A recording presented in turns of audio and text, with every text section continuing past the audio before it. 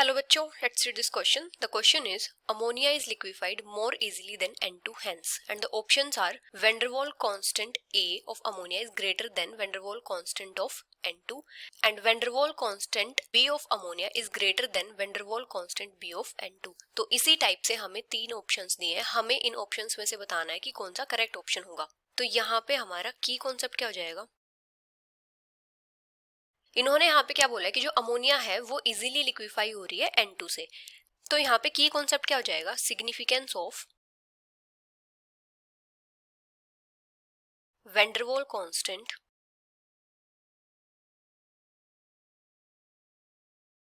A and B.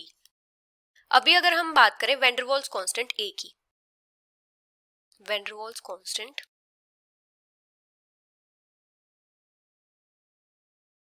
A, तो A क्या represent करता है, गैस मॉलिक्यूल्स के बीच में जो अट्रैक्टिव फोर्सेस होती है उनके मैग्नीट्यूड को. Represents the magnitude of attractive forces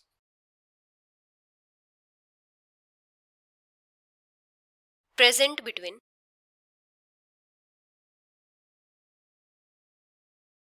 gas molecules. इसका क्या मतलब होगा, ए की जितनी ज्यादा वैल्यू होगी वो गैस उतना ही इजीली लिक्विफाई हो जाएगी. Higher the value of A, more easily the gas can be liquefied. More easily the gas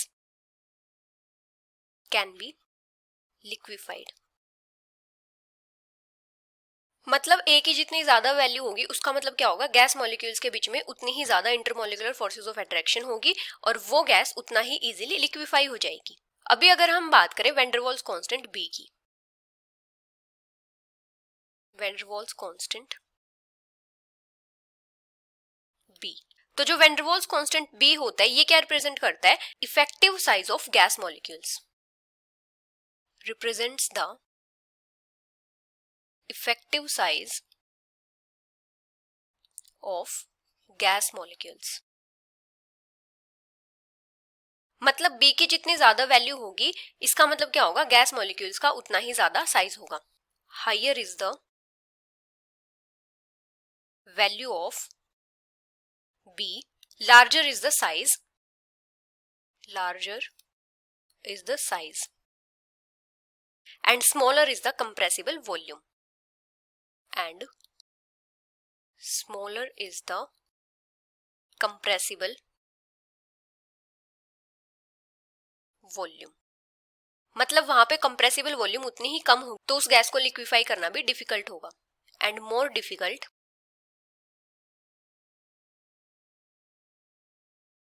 it is to liquefy the gas. It is to liquefy the gas. तो अभी यहाँ पे क्या given है कि जो अमोनिया है वो इजीली लिक्विफाई हो रही है then N2 is liquefied more easily than N2. इसका क्या मतलब होगा कि अमोनिया में जो इंटरमोलिकुलर फोर्सेस ऑफ अट्रैक्शन होंगी वो तो बहुत ज्यादा होंगी. मतलब इसका जो van der Waals constant A होगा अमोनिया का वो ज्यादा होगा van der Waals constant A of N2. लेकिन यहाँ पे जो van der Waals constant B होगा अमोनिया का वो N2 के कंपैरिजन में कम होगा. Van der Waals constant B of ammonia is less than van der Waals constant B of N2. तो यहाँ पे हमारा करेक्ट आंसर क्या हो जाएगा, van der Waals constant A of ammonia is greater than that of N2 and van der Waals constant B of ammonia is less than that of N2. So the final answer is option B. Hope you understood it well. Best of luck.